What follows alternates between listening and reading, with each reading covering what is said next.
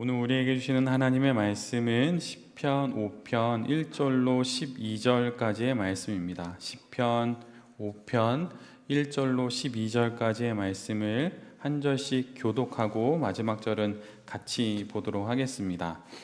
제가 먼저 봅니다. 여호와여, 나의 말에 귀를 기울이사 나의 심정을 헤아려 주소서.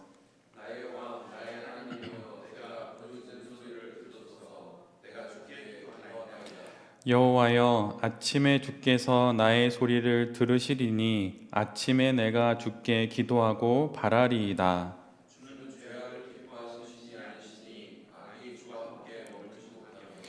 오만한 자들이 주의 목전에 서지 못하리이다. 주는 모든 행악자를 미워하시며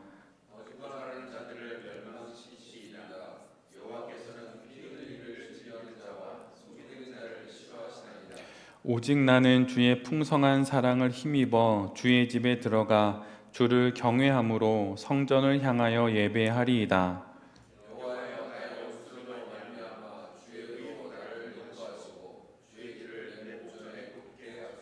그들의 입에 신실함이 없고 그들의 심중이 심히 악하며 그들의 목구멍은 열린 무덤 같고 그들의 혀로는 아첨 하나이다.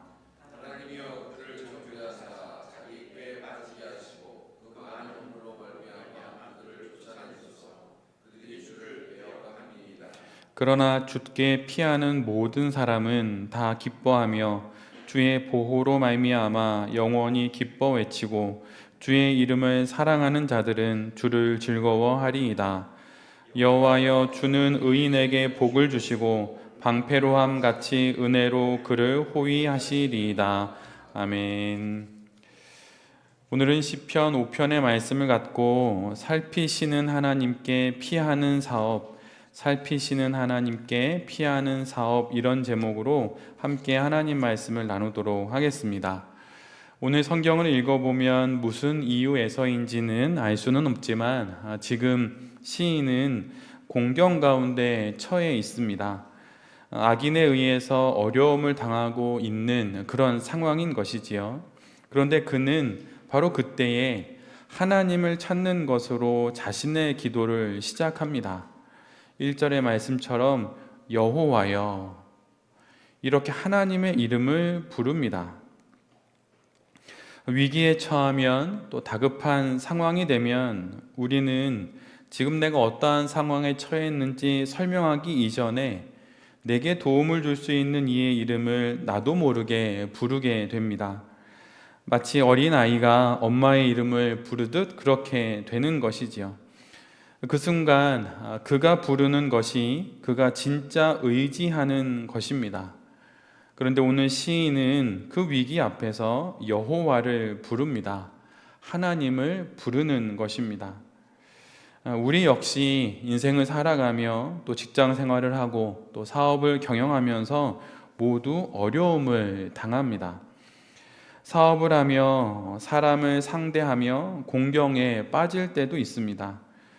그럴 때 도움을 줄 수 있는 사람을 찾아서 그의 힘을 빌려보고 싶은 마음이 일어나기도 하지요. 때로는 막무가내인 상대방을 보면서 나도 똑같이 되갚아주고 싶은 마음이 일어나기도 합니다. 그런데 바로 그때, 이런 순간 우리가 부르는 것이 우리가 참으로 의지하는 것입니다. 사업가, 특별히 기독 사업가로, 성도로 살아가는 우리는 그때 가장 먼저 하나님을 불러야 하는 것입니다. 신앙을 다양하게 정의하지만 제가 들었던 정의 중에 제 마음에 기억되고 있는 것 중에 하나는, 신앙이란 하나님 사랑이라는 단일한 질서 안에 모든 것을 놓는 것이다 라고 하는 그런 정의가 있습니다. 신앙이라고 하는 건 고상한 신학들을 쌓아서 설명할 수 없었던 신의 신비를 설명하는 것이 아니고, 또 어느 누구도 경험하지 못했던 신비로운 체험을 하는 것이 아니라 하나님 사랑이라고 하는 그 단일한 그 질서 안에 모든 것들을 놓고 살아가는 것, 그렇게 말하고 있는 것입니다. 위기의 순간, 또 어려움에 처한 순간 내가 지금 어떤 질서 가운데 있는지가 그대로 드러납니다. 그리스도인 사업가는, 직장인은, 그리고 목회자는 위기의 순간 바로 이 하나님 사랑이라는 단일한 질서 속에서 하나님을 먼저 찾는 자가 되어야 하는 것입니다. 나에게 기회를 줄 수 있는 사람, 목회자로 말하면 내게 목회에 도움을 줄 수 있는 사람, 그런 사람들이 위기의 순간에 보이는 것이 아니라 가장 먼저 하나님을 부르는 사람, 바로 그 사람이 그리스도인이라고 하는 것이지요. 여러분은 위기의 순간, 어려움의 순간 누구를 부르십니까? 한번 내가 위기에 처했을 때 누구를 가장 먼저 부르고 있는지, 어린아이처럼 나도 모르게 엄마 이렇게 엄마를 찾듯이 주님을 찾고 있는지 한번 잘 뒤돌아보는 우리 모두가 되었으면 합니다. 만약 어떤 이가 누가 봐도 아는 자신의 아내요 또 남편인 배우자를 만약에 누구에게 소개할 때 다 알고 있는데 나의 남편이고 나의 아내입니다 라고 이렇게 소개한다면 조금은 낯설은 풍경일 것입니다. 그런데 오늘 본문을 보면 시인은 주님을 이렇게 부릅니다. 나의 왕, 나의 하나님. 시인이 이렇게 부르는 이유는 지금 시인에게 하나님이 마치 지금 자신이 겪는 상황과 사태에는 전혀 관심이 없는 그냥 딴 사람의 하나님인 것처럼 느껴지기 때문입니다. 우리는 위기를 만나면 그 어려움 속에서 나 홀로 있는 것처럼 생각되어질 때가 많이 있습니다. 그리고 이런 외로움은 사람을 더 큰 어려움에 빠지게 합니다. 그런 성경의 인물이 바로 엘리야 선지자이지요. 갈멜산의 전투에서 그는 대승을 거둡니다. 그런데 바로 그 다음에 그는 광야로 도망을 치고 로뎀나무 아래에서 자신을 빼고 더 이상 믿음의 사람들이 아무도 없다고 말하면서 죽기를 간절히 하나님께 간청합니다. 어려움에 처하니 엘리야의 그 외로움이 어려움이 되었고 그 어려움이 두려움이 되어 마침내 죽고 싶다고 그렇게 말하게 된 것이지요. 그 순간 엘리야는 나의 왕이신 나의 하나님, 당신은 어디 계시냐고 이렇게 부르짖었던 것입니다. 그런데 우리 모두도 그러하지요. 어려움이 있고 난처한 상황이 있고 외롭고 두려움이 이렇게 파도처럼 밀려올 때 나의 왕이신 나의 하나님, 당신은 도대체 어디에 계시냐고 그렇게 부르짖게 되는 것입니다. 여러분도 혹시 이렇게 주님을 불러보신 적이 있으십니까? 분명 한두 번, 아니 그 이상 있으시겠지요. 그런데 그 순간마다 우리가 먼저 기억해야 할 것이 있습니다. 하나님이 나의 하나님 되심, 이것을 간절히 부르짖기 이전에 내가 먼저 그분의 소유가 되었다는 사실입니다. 개역 한글로 오늘의 본문을 보면 1절에 나의 심정을 헤아려 주소서라고 하는 부분을 나의 심사를 통촉하소서라고 번역해 놓고 있습니다. 그런데 여기서 통촉이라고 하는 의미는 꿰뚫어 지나가면서 촛불을 들고 자세히 살핀다는 뜻이에요. 꿰뚫고 지나가서 촛불을 들고 자세히 살피는 것, 그것이 바로 통촉이라는 뜻입니다. 나의 모든 상황과 형편을 나보다 더 잘 아는 윗사람이 아랫사람의 모든 것을 이렇게 살피는 그런 내용인 것이죠. 지금 시인은 하나님께 바로 이것을 간구합니다. 어느 누구에게도 말하지 못했던 마음속의 모든 일들을, 아니 내 자신조차도 알지 못하는 그 모든 일들을 하나님께서 살펴주시기를 간절히 기도하는 것입니다. 우리는 바로 오늘 본문의 이 모습처럼 하나님의 살피심을 받는 사람들입니다.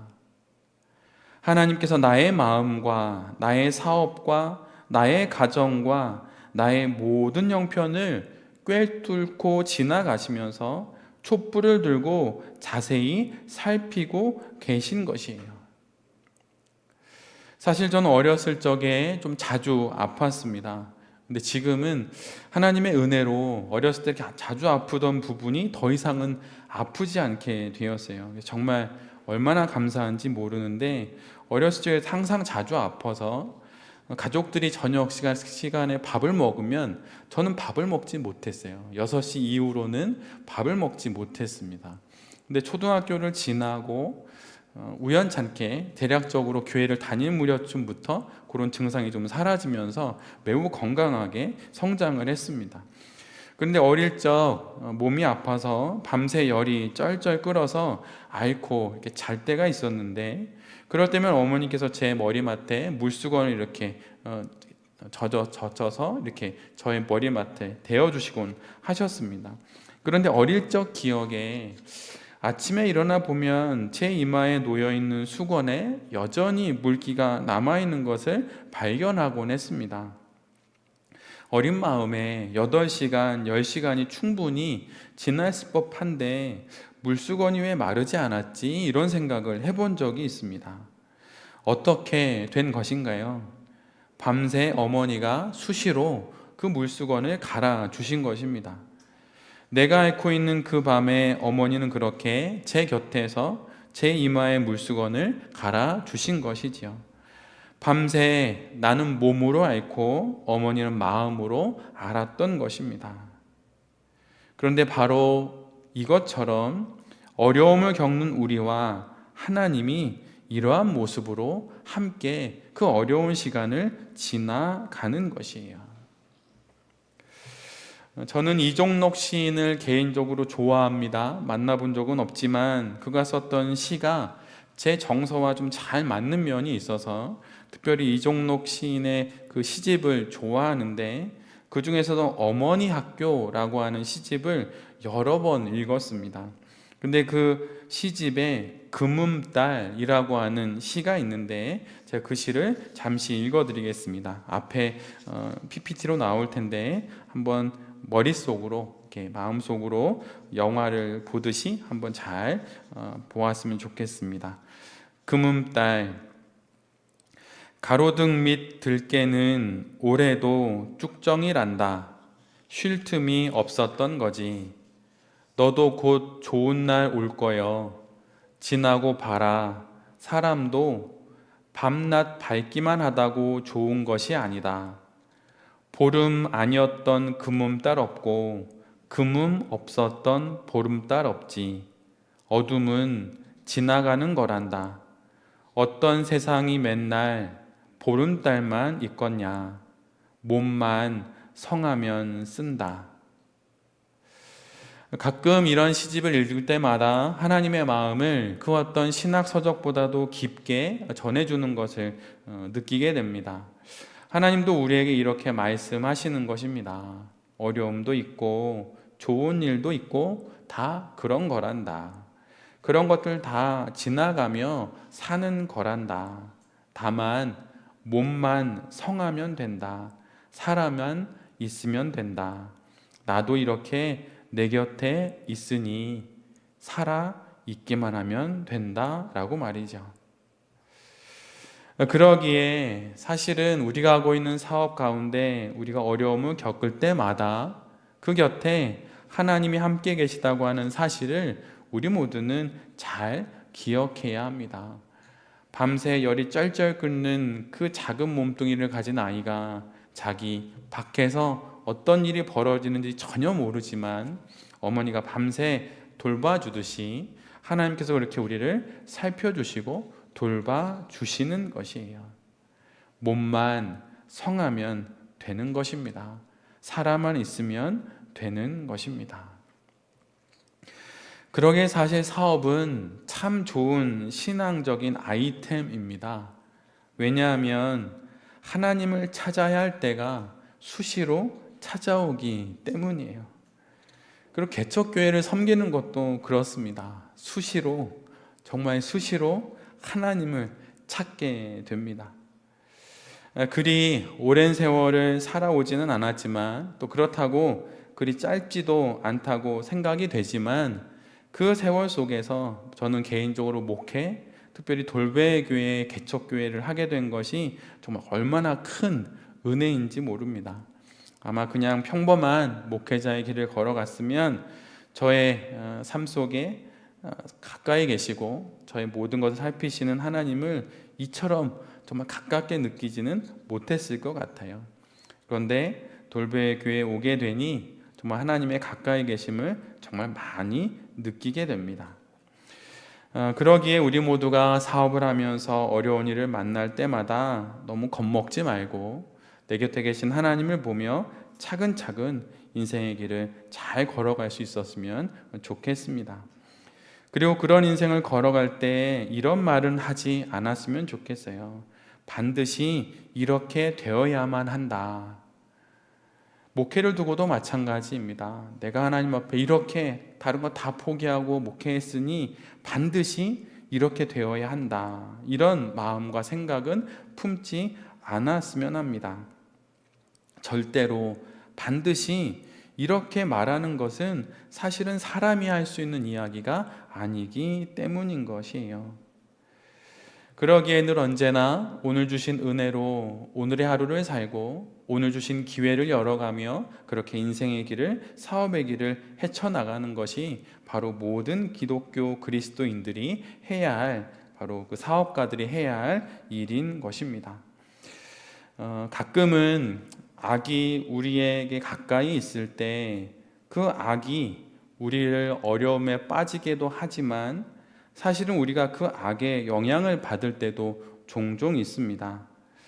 악이 가까이 있을 때 악에 의해 어려움을 당하지만 악에 의해 영향을 받을 가능성 또한 많아지는 법이지요. 그래서 오스왈드 챔버스가 이런 말을 했는지도 모르겠습니다. 하나님을 멀리하면 우리는 악을 고려하기 시작한다. 사실 그래서 우리는 아침마다 하나님을 찾아야 하는 것입니다. 악을 고려하지 않는 법, 악을 피하는 법은 하나님을 가까이 하는 것입니다. 하나님께로 피하는 것, 하나님을 가까이 하는 것, 그것이 바로 악을 고려하지 않고 악을 피하는 법입니다. 악을 보며 선을 향해 달려가고 악을 보고 하나님을 향해 달려가는 것이 우리가 해야 할 일입니다. 악을 만나본 적이 없어서 선을 선택하는 것이 아니라 악의 숲을 속에서 하나님을 향해 달려가는 것이 우리가 해야 할 일인 것입니다. 악이 넘쳐나는 세상에 한 줌의 선한 하나님의 뜻을 붙는 것이 우리가 공경 가운데서 사업을 해나가는 그 의미인 것이에요. 사실 생각해 보면 사업가는 꿈꾸는 사람이 아니라 꿈을 깨어나는 사람입니다. 꿈에서 깨어나는 사람인 것이죠. 이 말의 뜻은 꿈꾸는 사람은 자신밖에 모릅니다. 채색 옷을 입은 요셉처럼 말이죠. 그러나 꿈에서 깨어난 사람, 깨달은 사람은 고난을 통해서 사람을 구하는 법입니다.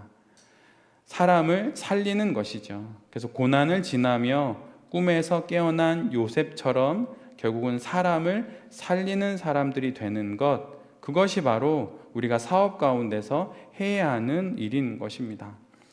혹 지금 어려운 가운데 계시고 고난을 겪는 분이 계시다면 고난을 통해 꿈에서 깨어날 수 있는 복을 누리셨으면 좋겠습니다. 사업에 대한 꿈에서 깨어나 하나님을 향해 달릴 수 있게 되기를 바랍니다. 꿈꾸며 채색 옷을 입느니 꿈에서 깨어나 하나님을 향해 달리며 사는 것이 더 좋은 것일 수 있습니다. 물고기에게 물이 당연하듯이 인간인 우리의 삶에 사실 악은 당연한 조건입니다. 그리고 언제든 나 역시 그 악의 영향을 받을 수 있는 것이지요. 그래서 시인은 이 악이 창궐한 이 세상 속에 자신의 삶의 기준을 자신에게 두지 않습니다. 내가 선하기에 저 악인들을 벌해달라고 말하지 않아요. 지금 그가 하나님을 의지하는 것, 그것은 자신의 선의와 옳음이 아닙니다. 그에게 악의 요소가 없기 때문이 아니에요. 그가 의지하는 것은 자기 자신의 의로움이 아니라 하나님의 의로움입니다. 하나님께서 악을 미워하시고 선을 사랑하신다고 하는 그 사실을 의지하면서 하나님께 이 세상의 모든 일들을 맡겨 놓는 것이에요. 오늘 본문을 보면 배역이라고 하는 말이 나오는데 이 말은 은혜를 저버리고 배반한다는 뜻입니다. 그런데 유진 피터스는 이 부분을 이렇게 번역해 놓고 있어요. 악인들은 하나님을 배역한 자들인데 그들은 주님을 내친 자들이다 라고 말이죠. 시인이 악인의 징벌을 요구하는 것은 그들이 자신을 내쳤기 때문이 아닙니다. 나의 사업에 해를 끼쳤기 때문이 아니에요. 자신이 옳기 때문도 아닙니다. 하나님이 악을 미워하고 저들이 선하신 주님을 내쳤기 때문에 저들을 벌해달라고 간구하는 것입니다. 공경에 처했을 때 모든 사람이 선을 선택하는 것은 아닙니다. 어떤 이들은 더욱 악을 향해 달려가기도 하고 또는 더 큰 악으로 악을 이기려 하지요. 그래서 조각난 자신의 마음을 무기 삼아 더 날카로워진 영혼이 되어 악으로 악을 이기려고 합니다. 그런데 오늘 본문은 그러지 말라고 이야기해요. 하나님의 선함으로 악을 이기라고, 하나님이 이길 것을 믿고 그 시간을 지나가라고 우리 모두에게 말해주고 있습니다. 악이라고 하는 한자는 버금아의 마음심이 합쳐진 그런 글자입니다. 근데 여기서 아는 중국의 집의 그 터나 아니면 무덤을 위에서 내려다본 모양이에요. 그래서 마음의 무덤과 같은 그런 그림자가 드리워진 것이 악이라고 하는 것입니다. 그리고 오늘 본문 9절에서 열린 무덤과 같은 목구멍을 가진 것 이렇게 표현이 되어 있는데 그것이 바로 악이라고 하는 것이죠. 또한 사방이 꽉 막힌 집과 같이 마음을 갇혀있게 하는 것이 악이라는 뜻도 되는 것입니다. 이렇게 무덤과 같은 검은 그림자가 드리워졌을 때 시인은 하나님을 향하기로 결정합니다. 그것도 아침마다 일어나 하나님께 피해서 달아나고 있다고 시인은 고백하고 있어요. 하나님께서 당신에게 피하는 자들을 방패로 지켜주시듯 그렇게 지켜주실 것을 확신하며 시인은 아침마다 주님께 피한다고 이렇게 고백하고 있습니다. 이제 여름이 곧 시작될 듯 합니다. 각기 다른 인생과 사업의 현장 가운데서 좀처럼 사업의 길이 열리지 않는 상황에 계신 분도 있으실 것이고 나름의 형통의 때를 지나는 분도 있을 것입니다. 그런데 그 모든 것 가운데 여전히 나의 모든 사업의 형편과 내 자신을 살피시는 하나님을 향해 피하는 그런 우리 모두가 될 수 있기를 간절히 바랍니다. 그리고 그렇게 주님께 피할 때 주님께서 우리를 통촉하셔서 우리의 모든 것을 살피시며 우리에게 은혜를 베풀어 주실 것입니다. 이 사실을 기억하면서 4월 이달을 잘 마무리하고 다가오는 5월도 주님과 함께 사업을 잘 해나가시는 여기 계신 모든 대표님들과 또 이 말씀을 전하는 제 자신이 될 수 있기를 간절히 기도드립니다. 아멘.